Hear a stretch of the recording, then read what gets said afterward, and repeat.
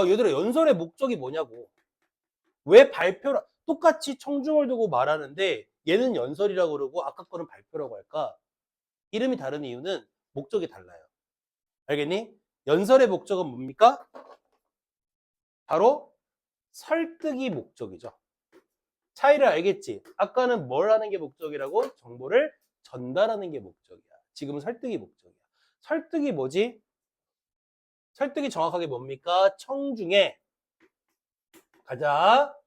청중의 인식, 뭐 여기는 이제 생각이라는 말로도 우리가 얘기할 수 있겠죠. 자, 인식이나 그 다음에 태도의 변화를 유도하는 것이 바로 설득이야. 알겠지? 그런데 이거는 기억해야 되지 않겠니? 설득은 일종의 연설하는 사람의 뭐가 된다? 주장이 되겠죠? 그러면 내가 어떤 태도의 변화, 이런 태도, 이런 인식과 이런 태도의 변화가 중요합니다라고 이 사람이 뭘 하겠어? 주장을 하겠지. 그렇지? 그러면 당연히 따라오는 게 뭡니까? 이거에 대한, 이렇게 주장하는 거에 대한, 이게 왜 필요한지에 대한 이유나 그 다음에 근거가 당연히 따라와야 될 거라는 겁니다. 이해가 됐니? 오케이. 다음 또 하나만 더 가보자. 그러니까 이 이유와 근거가 뭐가 되는 거냐면 이렇게 하는 게 왜 필요한지에 대한 필요성이지, 그지? 그 설득이라고 하는 건 어떤 거야? 이 사람이 생각을 변화시켜야 되는 거기 때문에 이 설득을 좀 더 잘 해야 된다는 거예요. 그러니까 뭐가 필요해? 이건 이제 시험에 나올 확률이 되게 높아져. 뭐가 필요해? 이유와 근거에 대한 세 가지가 필요해. 뭐였지? 이유나 근거를 들었을 때 설득력을 높이기에 우린 세 가지가 필요해. 타당성, 또 공정성, 또 신뢰성. 박수. 가운데 손가락 나올 뻔했어 진짜. 됐니? 맞아요. 근거와 이유를 댈 때는 타당성, 공정성, 신뢰성. 자, 어려운 거 아닌데 공정성은 한쪽, 그러니까 편협한 생각으로 보지 말자는 얘기고, 그지? 타당성은 적당해야 된다는 얘기고, 신뢰성은 뭘 들어야 된다는 거지? 이거 되게 중요한데, 이 지문에서. 출처, 그렇지. 내가 주장하는 게 누가 주장했느냐라고 하는 게 중요하고요. 그 다음, 여기가 만약에 우리 지문으로 채택이 돼서 나온다. 왜냐하면 확률이 좀 있다고 보거든, 선생님은. 이유가 뭐냐면 연설 중에 거의 유일한 지문이야. 연설의 유일한 지문이거든. 그러다 보니까 아무래도 골고루 내기 위해서는 얘가 나올 확률이 좀 있겠지. 여기서 이 설득을 높이기 위해서 뭐를 사용해야 돼? 이건 중요하죠. 바로 설득, 뭐가 필요해, 얘들아? 전략이 필요하겠죠. 자, 얘들아, 설득 전략 몇 개가 있습니까? 근데 기억이 날 거야. 첫 번째 설득 전략은, 이거는 기억해야 된다, 얘들아. 꼭 기억해야 된다. 첫 번째는 이성적 설득 전략이 있죠. 이성적 설득 전략이라는 게 있어. 자, 설득 전략이라는 말은 뺄게요. 그죠? 두 번째는 뭐가 있습니까? 감성적 설득 전략이라는 게 있습니다. 세 번째는 뭐가 있습니까? 마지막으로 기억나? 인성적. 그지? 그러니까 이 설득 전략들이 각각 무엇이냐면요. 이성적이라고 하는 건 요게 조금 의미가 있는데, 이 이성적이라고 하는 게 근거를 드는데 이 근거를 명확하게 들어줘야 된다는 거야. 근거의 타당성이 높아야 된다는 얘기야. 알겠지? 그래서 두 가지가 있거든요. 어떤 논거와 어떤 논거가 있냐면 사실 논거라는 게 있고 그 다음에 소견 논거라는 게 있다 그랬어. 자, 어떤 거냐면, 자, 내가 어떤 주장을 했어. 근거를 댔어. 자, 이것이 객관적인지를 보여주는 자료를 통해서 보여주면 사실 논거가 되는 거고, 그 다음에 전문가나 전문기관이 이렇게 말했어요 라고 하는 거는 소견 논거가 되는 거야. 자, 구분할 수 있겠지? 다음, 이건 쉽죠? 감성이라고 하는 거. 어떻게 하면 돼? 청중의 감성에 자극을 주면 돼. 알겠지? 뭐 시각 자료를 활용할 수도 있어. 여러분들 기부 많이 하세요. 이것보다는 아프리카 어린이들이 어떻게 살아가는지를 영상으로 보여주면 자연스럽게 동정에 호소하게 되는 거잖아. 그지? 그런 방법이 있는 거고, 인성이라고 하는 것은 바로 연설자의 인성과 관련이 있어. 어떤 거? 성품. 이것도 있겠죠? 그 다음에 그러니까 말하자면 연설자의 평소의 삶의 태도도 되게 중요해. 알겠니? 예를 들어서 이건 이게 되나? 돌아가신 분이니까. 전두환 같은 애가 나와가지고 사람에게 나쁜 짓을 하면 안 됩니다. 그러면 뭐라 그래? 너나 똑바로 이 대머리 새끼야. 그잖아. 왜? 이 사람의 인성에 문제가 있으니까. 이해가 됐니? 그리고 이분은 아직 돌아가신 분이 아니니까 요즘 이렇게 속옷만 착용해서 계신 분 계시잖아요. 그 창살 아래에서 속옷만 입고 계시는 분. 누군지 잘 모르니? 이 사람 이제, 이 사람이잖아. 누군지 몰라? 모르니? 윤석, 그지? 그 사람이, 자, 죄를 지었으면 처벌을 정확하게 조사를 잘 받으셔야 됩니다! 라고 얘기하면, 어때? 너나 옷 입어, 이 새끼야. 그지? 이게 바로 인성적인 거야. 또, 어떤 것도 있어야 되냐면, 이런 거 있지? 이거 설명 다 했던 거야. 국어 공부 어떻게 하면 좋아요? 라고 친구한테 물어봤어. 어떻게 하면 좋아? 그때 친구가 야 열심히 이렇게 열심히 하면 돼 라고 하고 얘기를 들었어. 국어 공부를 이렇게 하면 열심히 하면 잘 된다는 방법을 선생님이 말해줬어. 자, 누가 더 신뢰성이 높지? 선생님이 더 높지, 그지? 이유가 뭐지? 그렇지, 선생님 전문가니까. 그러면 이 인성적이라는 건 발표자의 전문성. 알겠니? 다시 인성, 성품, 그 다음에 삶의 태도, 그리고 뭐가 있다고? 전문성. 이 세 가지를 가지고 설득 전략을 높여주는 걸 이 세 가지라고 얘기를 해. 자, 이거 이해가 됐지? 지금부터 읽어보자. 자, 먼저 축사기 때문에 일단은 목적이 두 가지일 겁니다. 첫째는 어떤 설득을 하는 목적도 있겠지만 또 한편으로는 축하하는 의미도 있겠죠. 자, 읽어볼게요. 자, 우선 오늘 고등학교를 졸업하고 넓은 세상으로 나아가는 첫걸음을 시작하는 땡땡 고등학교 졸업생 여러분들의 졸업을 진심으로 축하합니다. 학교장으로서. 자, 교장 선생님이죠. 여러분이 만들어갈 새로운 미래를 응원하는 마음을 담아 어떤 이야기를 해야 할지 고민이 많습니다. 저보다는 삶의 경험이 적은 졸업생들에게, 그러니까 지금 듣고 있는 청중에게 이 말인 거야. 알겠지? 요 부분 체크해야 되는데 35년 넘게 교직에서 학생들을 만나고 있는 교사로서, 그 다음에 50년이 넘게 인생을 걸어온 사람으로서, 이 두 마디가 되게 중요해요. 그러니까 지금부터 내가 말하고자 하는 것들을 좀 잘 들어주세요. 알겠니? 의미 있는 말입니다. 알겠니? 내가 어떤 사람이기 때문에 35년 동안 교직에 있었고 그 다음에 50년 넘게 여러분들보다 더 살았던 사람이니까. 그렇지? 설득 전략 중에 어떤 전략 쓰고 있는 것 같아? 그렇지. 이게 바로 인성적 설득 전략이 되는 거야. 체크! 인성적 설득 전략. 선생님이 여기다가 첫 번째 문단에 인성적 설득 전략이 나온다 이렇게만 쓰면 어디 부분인지 여러분들이 모를 수도 있잖아. 그치? 이 부분이 바로 인성적 설득 전략이야. 됐지? 다음 가볼게요. 자, 제가 얻은 삶의 교훈은 무엇인지 곰곰이 생각해 본 결과 세 가지 답을 얻었습니다. 이 세 가지 답이 바로 여러분들의 태도와 인식을 변화시켜 줄 겁니다. 이 말이지. 저는 더 큰 세상으로 나아가는 출발점에 서 있는 여러분에게 내면의 소리에 집중해라. 또 정말로 좋아하는 일을 찾아라. 그리고 실패를 두려워하지 마라. 이 세 가지를 말씀드리고 싶습니다. 이 말은 무슨 얘기? 이게 바로 뭐가 된다는 거죠? 이 글의 화제가 되는 것이고 설득의 주요 내용이 된다는 겁니다. 그럼 지금부터 하나씩 얘기를 하겠죠? 그지? 지금 하는 것은 뭐냐? 졸업생들을 설득하는 건데 그 첫 번째로 이야기하는 것이 내면의 소리에 집중해라 이 말이 되는 거예요. 자, 이 말은 어떤 의미고 또 이거에 대한 설득력을 높이기 위해서 어떤 방법을 사용하는지 한번 봅시다. 두 번째 문단으로 갑니다. 우리의 시간은 한정되어 있습니다.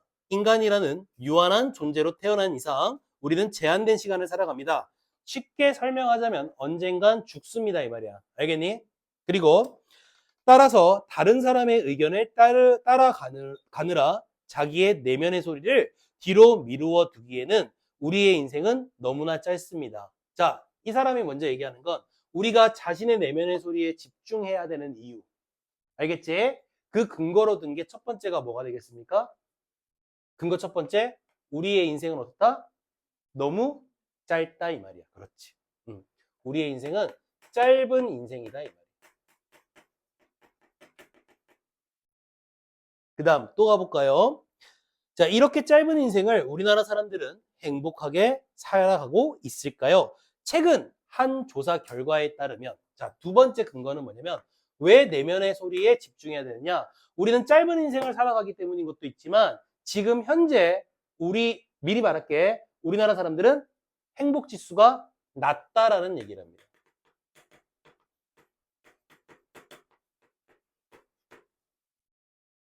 됐죠? 행복 지수가 낮다라고 얘기를 하는 거야. 최근 한 조사에 따르면 우리나라 행복 지수는 세계 137개국 중 57이라고 하는데, 이는 OECD 38개국 8개 회원 중에 끝에서 네 번째에 해당하는 것으로, 다른 OECD 회원국의 행복 지수와 비교할 때 우리나라 행복 지수가 낮은 수준임을 보여줍니다. 우리나라 행복 지수가 지금 낮다라고 하는 얘기를 어떻게 말해주고 있어? 자료를 통해서 보여주고 있잖아. OECD 국가의 자료를 가지고 지금 우리에게 설명해주고 있지. 이렇게 되면 행복지수가 낮다라고 하는 이 주장에 대해서, 이 의견에 대해서 이걸 들면 무엇이 높아질 수밖에 없는 거지? 출처니까. 그렇지. 신뢰성이 높아질 수밖에 없는 거고. 그렇지. 그 다음 앞에서 배웠던 거 가자. 이때 무슨적 설득 전략을 사용하고 있는 거 같니? 뭐예요? 자, 대답해보자. 뭘 사용하고 있는 것 같아? 이성적. 자, 그 중에서 사실 논거야, 소견 논거야? 그렇지, 사실 논거야. 이제 이해가 되지? 이거야. 신뢰성 높여주고 이성적 설득 전략 사용해주고 있고, 그 중에서 사실 논거를 사용하고 있어요 라고 볼 수가 있지. 다시 정리하자. 내면의 소리에 집중해라. 왜 집중해야 되느냐? 인생 짧아, 행복지수 낮아. 다음 또 읽어볼게. 자, 여러분들은 좀 더 행복한 삶을 살기 위해 노력해야 하지 않을까요? 내면의 소리에 집중하는 것은 이러한 삶을 살기 위한 방법이 될 수 있습니다. 다시 말하면 짧은 인생에 행복하게 살기 위해선 내면의 소리에 뭐 하자? 집중해야 된다. 한마디로 말하면 우린 내면의 소리에 왜 집중해야 되느냐? 바로 그 이유가 행복하게 살 수 있기 때문인 거죠. 그렇지? 다음, 그럼 내면의 소리에 집중하는 건 도대체 무슨 말일까? 읽어보겠습니다. 제가 삶을 되돌아보니 하루하루는 긴 듯 느껴져도 인생은 정말 빨리 지나가 버리는 것 같습니다. 안 그래, 얘들아? 인생 길어. 알겠니? 이건 졸업하는 애들한테, 19살짜리 애들한테 할 얘기는 아니야. 인생 길어. 선생님 나이쯤 되면 어떻게 될까요? 짧게 느껴질까, 길게 느껴질까? 지나온 인생이. 길어. 근데 길게 하는 방법은 정말 열심히 살면 돼. 내가 한 일이 많으면 인생이 정말 길게 느껴져. 열심히 사세요. 그럼 깁니다. 다음, 그러니 타인의 말에 휘둘려 사느라 자신의 소중한 시간을 낭비하지 마세요. 여러분들, 내면의 소리가 시끌벅적한 타인의 의견을 덮이지 않도록 하세요. 이거잖아. 이게 무슨 얘기인지 아시겠습니까? 내면의 소리에 집중하란 말이 어떻게 살라는 얘기니? 곧 자신의 소신껏 살라는 얘기야. 자기가 하고 싶은 대로 살라는 얘기야. 알겠죠? 남의 의견에 휘둘리지 말라는 얘기야. 됐지? 자신의 소신에 따라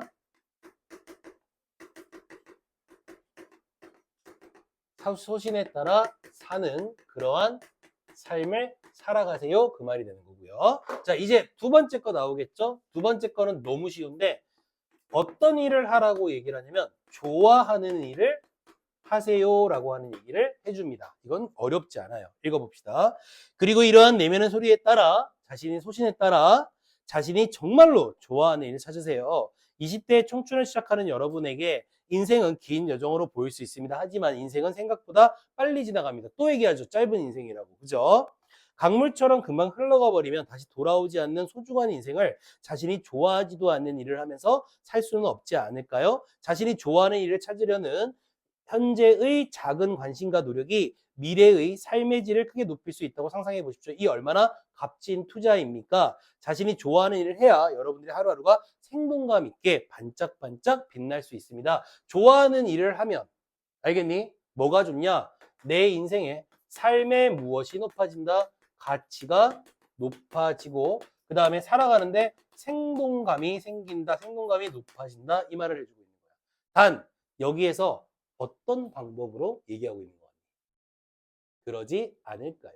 저러지 않을까요? 이거 무슨 방법이야? 어? 가정? 아니. 표현상의 특징을 물어본 거야, 선생님 지금. 이런 걸 뭐라 그래? 질문을 던지면서 의미를 강조하는 거. 오, 이거 되게 쉬운 건데? 왜 이러지? 이거 너무 쉬운 걸 물어보면 또 대답을 못하네. 질문 던지면서 의미를 강조하는 거 있잖아. 야, 선생님 설마 못생겼어? 내가 궁금해서 물어보니?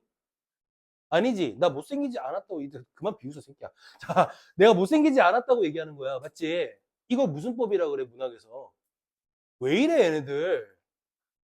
장난해, 지금? 이게 최동민 국어의 클래스가 이 정도밖에 안 되는 거 지금? 서리법 새끼들아. 아니, 이걸 몰라갖고 지금 대답을 못하는 거야? 설마?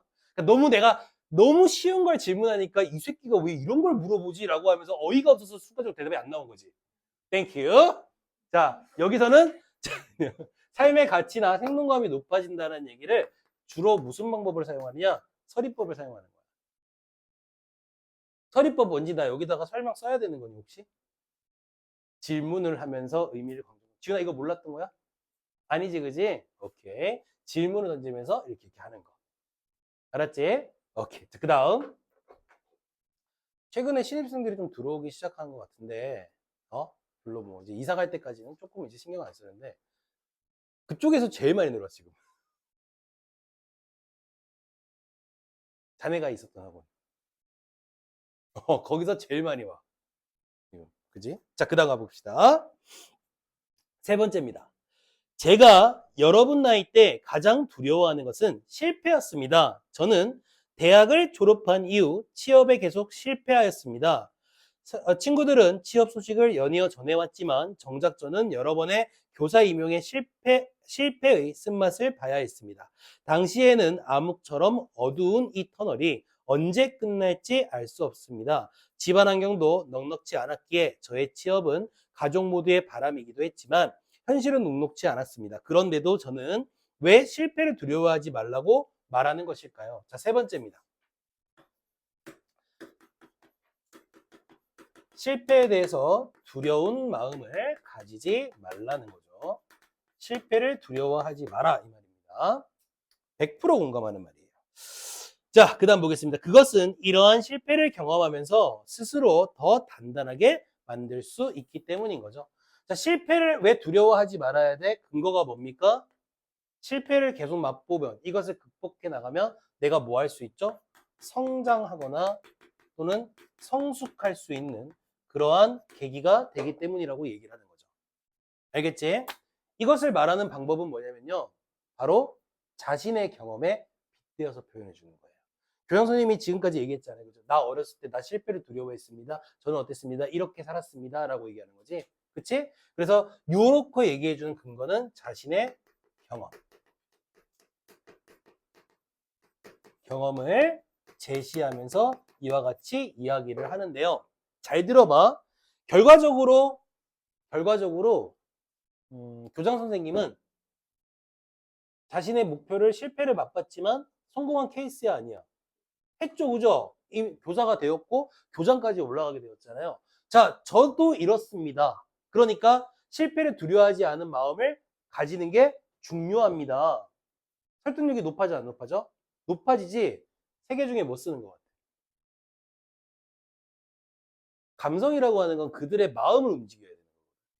근데 이건 내 경험이잖아. 그치? 실패해서 성공한 가장 좋은 케이스가 자기잖아. 자신의 삶의 태도. 그렇지? 그러니까 이 부분은 뭐가 된다? 인성적인 게 되는 거지. 다음입니다. 자, 저는 실패한 저 자신을 있는 그대로 받아들이고 저에게 가장 중요한 일에 에너지를 모두 쏟기 시작했습니다.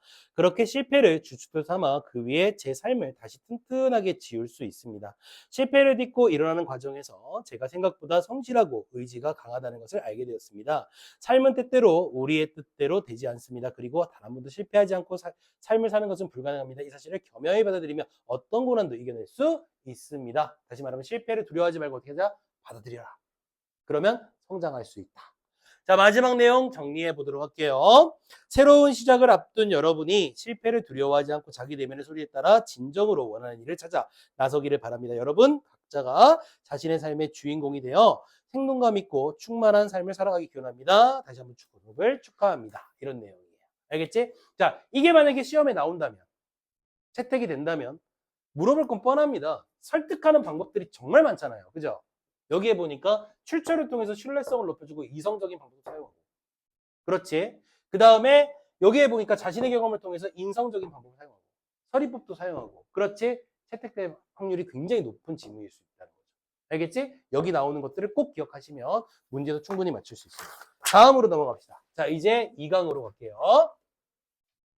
자, 2강의 첫 번째 나오는 건 앞에서 봤던 발표나 연설이 아닌, 자, 이번엔 대화 방식에 대한 얘기가 나옵니다. 대화 방식, 자, 몇 가지가 있습니까? 대화의 종류에? 응? 3개? 아니야. 안 돼.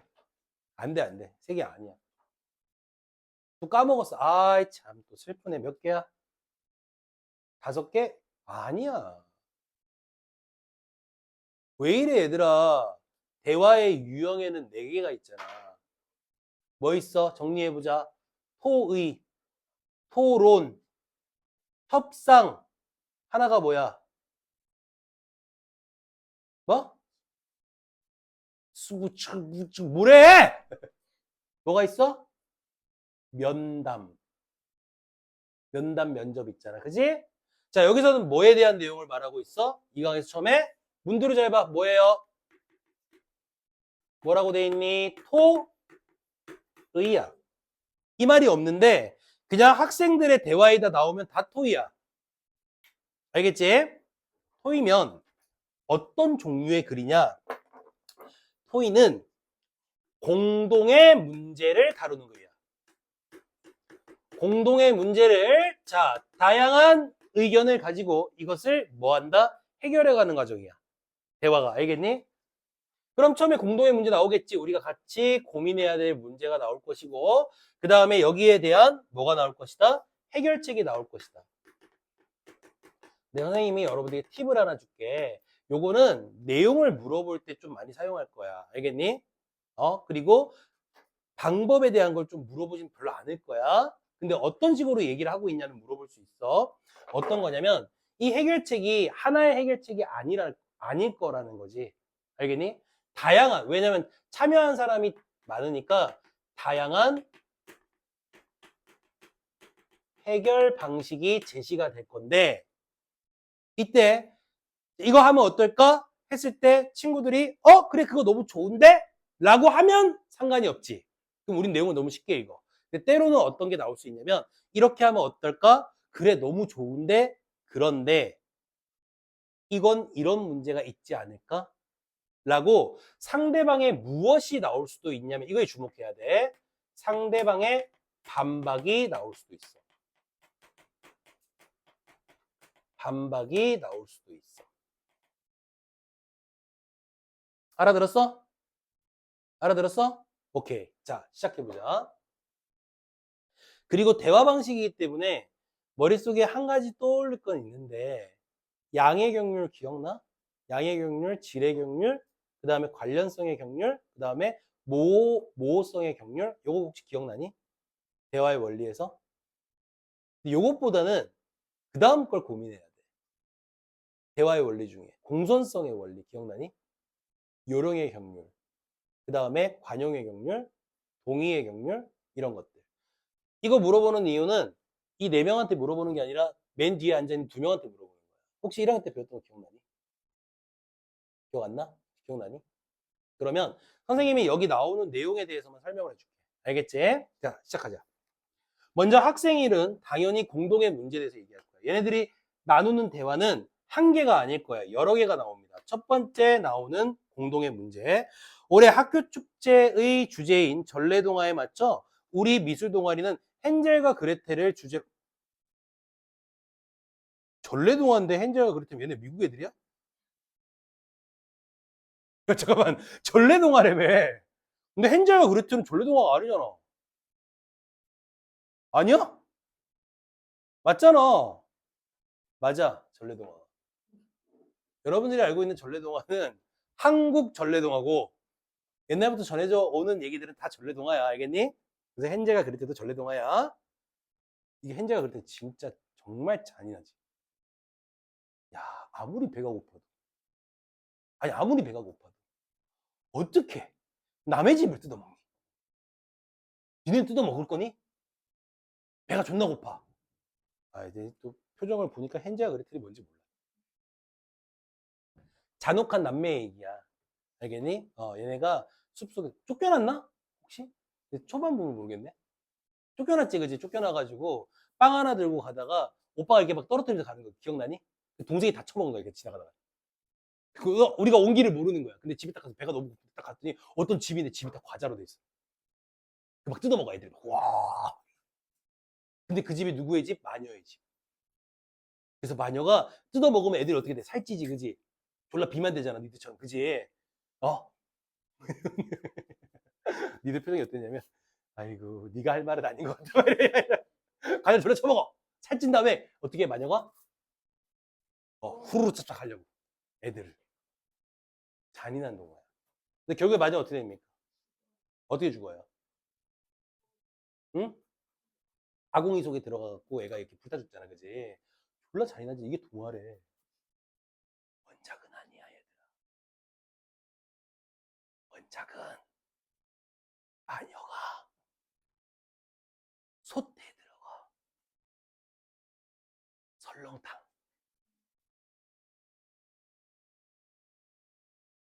헨젤과 그레텔은 여전히 배가 고픈 상태다. 눈에는 눈, 이에는 이였지. 아니, 원래 외국 동화들이 원작이 되게 잔혹하고 되게 선정적이고 그렇거든. 신데렐라 알지? 얘기 유명하잖아. 신발 맞추려고 신데렐라 이외에 아무도 신발이 안 맞잖아. 그래서 자기 발가락 자른다니까? 언니들이. 뒤꿈치 자르고. 잔인하지? 백설공주는 진짜 원작은 애들한테 절대 읽히면 안 되는 동화야. 장난 아니야. 너무 선정적이야. 막 우리의 도덕적인 상식으로 이해가 안 돼. 새엄마가 나타나가지고 쫓아내지 백설공주 아니야. 친엄마가 쫓아내. 이유가 뭐냐면은 백설공주가 궁 안에서 제일 이쁘거든? 존나 이쁘잖아. 근데 공주니까 어떤 남자도 이 백설공주를 어떻게 할 수가 없는 거야. 근데 유일하게 할 수 있는 사람이 있어. 그래. 백설공주보다 권력이 더 많은 사람 딱 한 명밖에 없어, 남자 중에. 누구지? 아빠. 그래서 백설공주와 아빠가 부적절한 관계. 그렇죠. 사냥꾼이 눈물을 흘리니까 불쌍해서 놔줬다고 알지? 그지? 원작은 아니야. 아무것도 없는 백설공주가 자기를 낳아줌으로써 치를 수 있는 대가는 하나밖에 없었어. 더 이상 말하지 않지 않을게. 난쟁이들이 그냥 공주니까 집에 뒀다? 그들도 남자야. 원작이야, 진짜. 조그맣지만 남자야. 마지막 더 쇼킹한 거 알려줄까? 독사가 먹고 죽는 것까지 살짝 똑같거든? 진짜 죽은 거야, 독사가를 먹고. 살아나잖아. 그치? 왕자가 뭐 했지? 뽀뽀했지? 그치? 뽀뽀였을까? 원작은 뽀뽀였을까? 우리 와이프의 표현을 빌리자면은, 이거 이거 너무 과한 표현인가? 그러니까 나쁜 거야. 일반적이지 않는데 매력을 느끼는 사람인 거야. 그러니까 살아있는 사람한테는 매력을 못 느끼는 사람인 거야. 이 왕자가. 알겠니? 이게 원작이야. 이거 어떻게 읽어? 각색한 거잖아, 그지? 그러니까 동화로. 전래동화 맞아? 헨젤과 그레텔. 근데 어쨌든 헨젤과 그레텔을 주제로 전시를 진행하기로 했잖아. 오늘은 구체적인 전시 계획과 학생회에서 우리 동아리에 별도로 요청한 축제 홍보를 위한 작품 제작에 관해서 얘기해보자. 우선 전시 계획부터 얘기해볼까? 자, 큰 덩어리의 문제는 뭐가 되는 거냐면 이제 홍보를 위한 작품 제작이고, 그치? 지금부터 세부적인 거 하나씩 들어가야 되는데 먼저 전시 계획에 대해서 우리가 한번 얘기를 해볼까라고 이야기를 합니다. 그랬더니 학생 2가 얘기합니다. 매년 우리 동아리는 부원마다 개인작 한 점과 부원 모두가 참여한 단체작 한 점을 아크릴 캔버스로 제작해서 전시했잖아. 이번에도 작년과 동일하게 하면 되지 않을까? 자, 전시 계획에 대해서 얘기를 하는데 첫 번째로 등장하는 학생이 바로 학생입니다. 그게 선생님 이거 2라고만 할게. 알았지? 학생 쓰면 너무 기니까 그냥 이렇게만 표시할게요. 학생 2. 알겠지? 자, 얘가 얘기하는 건 바로 핵심이 뭡니까? 작년과 전년도와 동일한 방식이 되겠죠. 그럼 전년도의 방식은 어떤 방식으로 전시를 했냐면 개인작, 그 다음에 단체작 각각 한 점씩 전시를 하고, 자, 어디에다가 전시를 했다는 게 어디에다가 제작을 했다는 거죠? 이 개인작과 단체작을 아크릴 캔버스. 캔버스 맞나? 캔버스. 여기에다가 전시를 하자고. 전년과 동일하게 하자는 얘기야. 그치? 그 다음 가볼게. 그렇게 하면 그동안의 경험을 바탕으로 안정적으로 전시 준비를 할 수 있겠다. 그런데 매번 동일한 방식으로 전시를 진행하면 사람들이 식상해할 것 같아. 이번 전시는 좀 다르게 하면 좋겠어. 자, 학생 3이 얘기하는 거거든. 자, 이거 학생 3의 말이 되게 중요해. 작년과 동일하게 하자는 학생 2의 얘기에 처음에 뭐라고 얘기하지? 야, 그거 괜찮은 것 같다. 우리 전시 준비하는데 아주 안정적으로 할 수 있겠다. 그런데 좀 식상하지 않겠니? 좀 바꿔보면 어떨까? 뭐 기억나는 거 없니? 어? 자, 이 생각해봐봐. 선생님이 예를 들어준 게 뭐였었냐면 이거였거든. 친구들끼리 모여가지고 자, 오늘 떡볶이 먹을까? 라고 친구가 제안을 했어. 현진이랑 현지가 둘이서 얘기를 하고 있는데 현진이가 떡볶이 먹을까? 이렇게 떡볶이 좋아하니? 그래. 떡볶이 먹을까? 이렇게 얘기했어. 근데 현지가 떡볶이가 먹기 싫은 거야. 그래서 뭐라 그래? 싫어 이년아. 알겠니? 스파게티 처먹어 샹. 이렇게 가는 거야. 근데 이렇게 말하는 건 적절한 대화의 원리가 아니라 그랬지. 어떻게 말해야 돼? 야, 떡볶이. 야, 너무 좋겠다. 그런데 오늘은 스파게티 먹고 다음에 먹으면 안 될까? 이거 뭐예요? 상대방의 의견과 차이가 있을 때 먼저 상대방의 의견에 동의를 먼저 하고 그런 다음에 차이를 제시하는 거. 이걸 무엇의 경륜이라고 하죠? 정답. 바로 얘가 사용하는 전략은 동의의 경륜이 되겠습니다.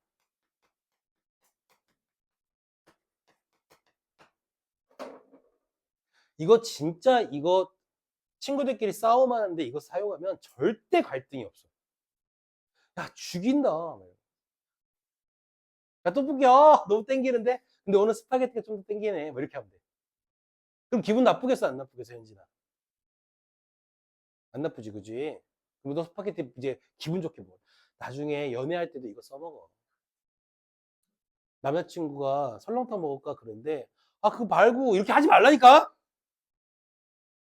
니네 맨날 그러자, 여학생들 진짜. 제발 이 말 좀 하지 마. 뭐 먹을래? 아무거나. 아무거나 하지 마! 너 아무거나의 의미가 뭔지 아니? 여자들이 말하는 아무거나? 진짜 아무거나라고 생각하니? 아니야. 그럼 넌 큰일 나. 너는 메비우스 띠에 너를 딱 서게 되는 거야. 계속 돌아가. 그다음 어느 순간 어떻게 되냐면 네가 뭔가를 사과하게 돼. 이것 때문에 사과를 했다. 미안해 이렇게. 여자가 뭐가 미안한데 이래서 매부있을 때 막 여자가 말하는 아무거나 알려줄게 알겠지? 나도 뭘 먹고 싶은지 몰라. 네가 맞춰. 이거야. 알겠어? 그때 현명하게 하는 방법 알려줄게. 어떻게 하면 현명할 것 같니? 니들은 아니? 내가 먹고 싶은 거 니들도 모르는데 내가 찾아야 돼. 어떻게 하면 좋을 것 같아? 잘 모르겠어. 선생님 쓰는 방법이다. 이거 와이프 들으면 안 되는데. 이것도 약간 좀 뭐라 그럴까? 준비성이 좀 필요한데 평소에 이렇게 얘기를 많이 할 거야. 아, 저거 먹고 싶다. 이렇게 얘기한 게 있을 거야. 분명히 있을 거야. 그거 말하면 돼. 그럼 지금 당장 그게 안 땡겨도 내가 먹고 싶다. 이렇게 말하면 돼. 너 지난번에 이거 먹고 싶다고 했지. 이거 먹으러 갈까? 이렇게 얘기를 하면은 그게 지금 안 먹고 싶어도 너무 존나 감동이야, 씨발. 밥을 안 먹어도 너무 좋아. 아니요? 그잖아. 지금은 밥을 안 먹어도 좋아. 밥을 안 먹고 네 주댕이를 먹어도 좋아, 지금, 씨발.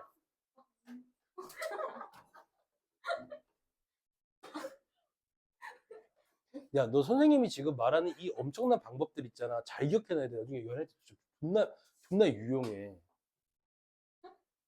진짜로. 주댕이 빼고.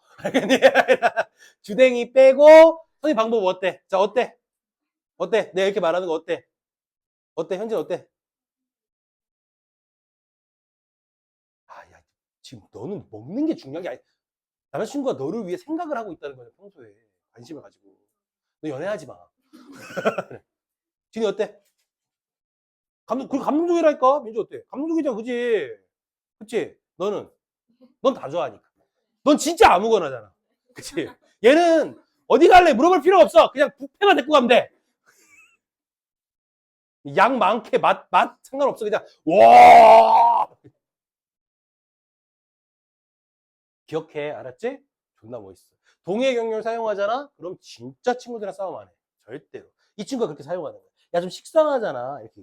학생일입니다. 그랬더니 뭐라 그래? 내년과 다른 방식의 전시를 하자는 거구나. 좋아. 그럼 어떤 변화를 줄 수 있을까? 학생 3이 얘기하죠. 얘가 동해 경렬 후에 이제 새로운 방식에 대한 이야기를 지금 할 겁니다. 어떻게 제안하는지 보세요. 전시되는 작품 중 일부는 입체 미술로 제작하면 어때? 그동안은 개인작과 단체작 모두 캔버스에 아크릴 물감을 작업한 평면 회화 작품이라 단조로운 느낌이 있었어. 그렇지? 얘가 제기하는 건 뭡니까? 지금까지 했던 평면 입체가 아닌 입체 미술을 사용하면 어떻냐고 제안을 하는 거야. 알겠지? 자, 그랬더니 학생 2가 얘기합니다. 그럼 개인작은 작년과 동일하게 아크릴 캔버스로 제작하고 전시공간 중앙에 배치할 단체작만 입체 미술로 하면 어때? 기존의 공간 배치를 벗어나지 않으면서 전시 작품들의 통일성과 변화를 동시에 추구할 수 있을 것 같아. 자, 학생 2의 얘기가 굉장히 중요한데요. 일단 얘가 얘기하는 건 전년도와 동일하게 하면서 조금씩 변화를 주자는 거잖아. 그지? 자, 어떻게 하자면 개인작은 어떻게 하자는 얘기? 전년과 동일하게. 전년과 동일하게 하면서 자, 단체작만 그렇지. 단체작만 어떻게 하자는 거죠? 입체 미술이라고 하는 새로운 방식을 사용하자는 겁니다. 그리고 또 하나 더 이 사람이 제기한 게 있는데 아주 중요한 건데 자, 이 개인작을 어디에다가 배치하고 주변부에 배치하고 그 다음에 이 단체작을 중앙부에 배치하자, 전시하자라고 얘기를 합니다. 그러면서 뭐를 말했냐면 놓친 거 아니지? 효과를 말했어. 설득을 하려면 효과가 되게 중요하거든. 개인작을 주변부에 배치하게 돼 전년과 똑같이 했을 때 어떤 효과가 있다 그랬지? 진짜 그냥 가볍게 넘어가는데 예리하게 짚고 들어가야 돼. 이렇게 하면 뭐가 좋아? 통일성. 그렇지.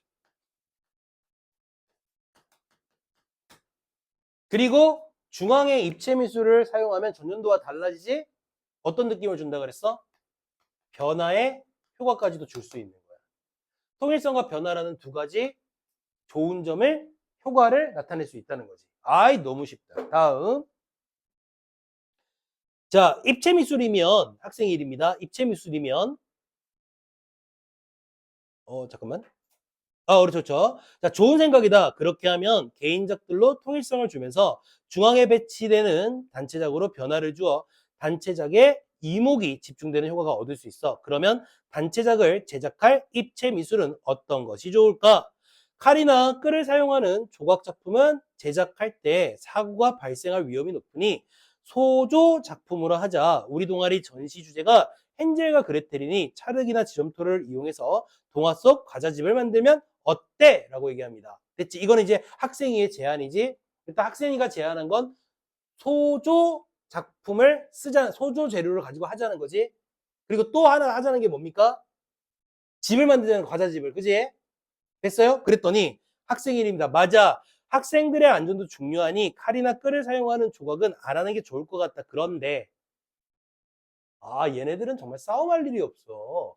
작년 축제 때 잭과 제빵 동아리에서 과자와 초콜릿을 이용한 과자집을 만들기 체험 부스를 운영했던 거 다들 기억하지? 작년에 다른 동아리에서 이미 했던 거라 올해 과자집을 만들어 전시하면 사람들이 진부하다고 생각해서 관심을 안 가질 거잖아. 우리 동아리만의 특색을 살리면서 동아의 전체적인 분위기를 잘 표현할 수 있으면 좋겠어. 자, 학생 1도 지금 뭐 사용하고 있어? 동의의 경영. 그렇지. 얘들아, 과자집 만드는 거 너무 좋겠다. 그런데 과자집을 만들게 되면 그러니까 제빵 동아리 애들과 겹칠 수 있으니까 식상해. 다른 건 어떨까? 그 다음 볼게요. 자, 얼마 전에 알렉산더 칼더의 전시회에 가서 모빌 작품들을 관람했는데 공기의 순환에 따라 천장에 매달린 모빌이 흔들리면서 다양한 형태로 보이는 게 인상적이었어. 나뭇잎 모양의 장식을 여러 개 만들어서 전시장 천장 중앙에 와이어로 매달아 동화 속에 나오는 숲처럼 연출하면 어떨까? 자, 누가 말했습니까? 학생 3이 얘기를 했죠. 그지? 학생 3의 의견은 자, 이 입체 미술로 만들자라고 하는 학생 2의 의견을 받고 그 다음에 소조 작품으로 만들자는 것까지는 뭐를 했습니까? 동의를 했죠. 맞죠? 하지만 처음에 만들자는 과자집에 대해서는 기존의 제빵 동아리가 하고 있으니 이거는 식상하니 알겠니? 이걸 가지고 어떻게 하면 좋을까? 물론 단체작이야, 알겠니? 숲을 만드는 건 숲의 분위기를 만드는 건 어떨까? 이렇게 이야기를 합니다. 제안을 하죠. 선생님이 썼던 이유는 이게 채택이 되기 때문인 거예요. 다음입니다. 좋은 생각이야. 장식이 움직이면서 바람에 흔들리는 숲속 나뭇잎처럼 보이면 정말 멋지겠다. 반짝이는 소재 장식을 이용하면 좀 더 환상적인 분위기를 낼 수 있을 것 같아. 자, 맞아. 전시장 바닥은 숲속의 오솔길처럼 보이도록 채색한 시트지를 깔고 찰흙을 빵 부스러기 모양으로 빚어서 뿌려 놓으면 동화 속 한 장면 같은 느낌을 줄 수 있을 거야. 좋은 생각이야. 그러면 되겠다. 정리해보자. 숲의 분위기를 만들어주죠. 그죠? 맞지? 소조작품 사용하자는 거죠? 맞지? 그 찰흙과 그 다음에 지점토? 이런 걸로 하자는 얘기죠. 됐지? 그 다음에 거기에다가 플러스 무엇을 활용하자는 거냐면 바로 모빌을 활용하자는 겁니다. 여기까지가 최종 해결책이 되는 거예요. 뭐에 대해서? 전시 계획에 대해서. 알겠지? 모두가 동의했으니까. 다음으로 가봅니다. 전시 계획을 정리하면 개인작은 기존과 동일하게 아크릴 캔버스로 제작하고 단체작은 전시장 중앙 천장에 모빌 형태의 장식물을 설치하는 거지. 그러면 전시 계획에 대해서 이 정도로 정리하고 다음으로는 축제 홍보를 위한 작품 제작에 대해 얘기해보자. 자, 이번엔 두 번째 사안이 나오죠. 작품 제작입니다. 자, 어떤 식의 결론이 나올까요? 한번 보겠습니다. 매년 학생회에서 축제 테마에 어울리는 홍보 포스터와 현수막을 제작하고 있는데 올해는 이에 더해 우리 미술 동아리에서 축제 테마를 형상화한 미술 작품을 제작하기로 했잖아. 어떤 작품을 제작할지 생각해 봤니? 그렇지? 자, 이제 작품 제작을 하는 거에 대해서 얘기를 하는데 바로 무엇을 위해서? 축제 홍보를 위한 바로 미술 동아리니까, 그지? 미술 작품을 제작하는 건 어떠니? 라고 물어봅니다. 그랬더니 학생입니다. 본관 중앙 계단을 전래동화의 주요 장면들이 그려진 계단 벽화로 꾸미는 건 어떨까? 자, 어떤 제안을 하죠? 이거에 대해서 먼저 누가 제안을 합니까? 학생 2가 제안합니다. 얘 있잖아. 얘 잘 보면 알겠지만 은근히 얘기한 거 다 까였어. 얘만 까였어. 그러니까 동의의 경류를 사용하는 대상이 다 2야. 앞에서 보면은. 알겠지? 얘가 얘기하는 건 바로 계단 벽화를 사용하자라고 하는 겁니다. 자, 그 다음. 자, 멀리서도 잘 보여 사람들의 이목을 끌 수 있고 사진 촬영 장소로도 활용할 수 있을 것 같다. 뭔가 깔 것 같죠? 자, 계단길이나 계단수를 고려하면 벽화 제작에 시간이 많이 들 것 같아. 여기선 동의 경류를 못 지켰죠. 그렇지? 동의를 한 다음에 바로 해야 돼. 이것도 중요해. 내가 말로 했지만 중요해요. 얘가 지금 동의 경류를 지켰어, 못 지켰어? 못 지켰어. 아까 동의 경류를 지킨 두 가지 경우에 A 또는 B 이렇게 하고 이걸 C로 설정을 해서 딱 묶어버려. 그런 다음에 차이점을 물어볼 수 있는 확률이 되게 높겠지. 그죠? 태도에 대해서 비판하시오라고 소수령으로 낼 수도 있는 거고. 맞죠? 그냥 간단하게 말하면 동의 경류를 지키지 못한 겁니다. 그 다음 볼까요? 개인작과 단체작 준비도 해야 하는데 계단 벽화는 일정상 무리이지 않을까? 엽서에 전래동화 주인공들의 캐리커처를 그려서 축제를 보러 온 사람들에게 나누어 주면 어때? 빠르게 그릴 수 있으니 분담해서 작업하면 크게 부담스럽지 않을 거야. 자, 학생이가 이걸 얘기했는데 이거에 대해서 말했잖아. 상대방이 반박하는 거에도 주목을 해야 된다고. 그렇지? 뭐가 나왔냐면 학생 3의 반박이 나온 거야. 3 맞지? 3의 반박인데, 자, 이 반박의 핵심적인 내용은 뭐가 되는 거냐면, 지금 일정상에 뭐가 있다? 불이가 있다, 뭐 부담이 된다, 이 말이에요. 그렇기 때문에 어떻게 하자는 겁니까? 학생 3이 제안하는 것은 엽서를 활용해서 거기에다가 캐리커처를 사용하자. 캐리커처를 사용하자라고 하는 것이 바로 학생 3의 의견이 되겠습니다. 자, 그게 좋겠다. 엽서는 축제의 순간을 기록하고 추억을 남길 수 있는 기념품으로 의미 있을 거야. 좋아, 나도 동의해. 그럼 오늘 논의한 내용을 구체적인 방안을 의견 수렴할게. 내일 보자. 이렇게 되는 겁니다. 알겠지? 여기까지가 토의가 됩니다. 핵심은 뭐냐면, 자, 공동의 문제에 대해서 해결을 가는데, 자, 어떤 방식으로 해결해 가느냐 그 과정이 되게 중요해요. 그리고 많지는 않지만 이 상대방의 반박이 어떠한 근거를 가지고 반박을 하느냐, 그리고 여기서 나올 만한 거는 이거죠. 동의의 경률, 이거를 얼만큼 잘 사용하고 있느냐, 여기만 주목을 하면 됩니다. 그래서 선생님의 개인적인 생각은 이 지문은 채택이 될 확률이 별로 없다고 봐요. 내신에서. 없다는 얘기는 안 나올 수도 있다는 거지 안 나온다고 단정을 짓는 건 아닙니다. 알겠지? 왜냐면 물어볼 게 너무 없어요. 그래서 왜냐면 토의 지문이 가장 많거든요. 그래서 나중에 더 깔끔하게 떨어지거나 더 많이 할 수 있는 토의 지문이 아마 나오지 않을까 하는 생각이 듭니다. 그래도 혹시 모르니까 공부를 해놓으세요. 알겠니? 오케이. 자, 10분만 쉬었다가 이제 나머지로 뒤에 거도 계속 이어서 가보겠습니다.